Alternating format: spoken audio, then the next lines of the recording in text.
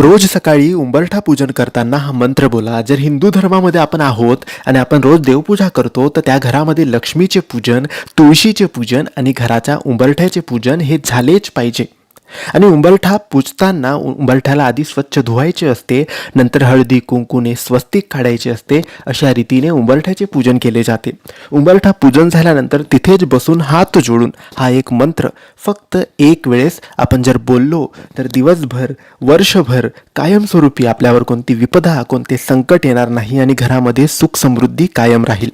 आता हा मंत्र कोणता? तर हा मंत्र बोलताना हात जोडून तुम्हाला एक वेळेस बोलायचा आहे. हा मंत्र काही असा आहे. ओम अपवित्रः पवित्रो वा सर्वावस्थां गतोऽपि वा यः स्मरेत् पुण्डरीकाक्षं स बाह्याभ्यन्तरः शुचिः.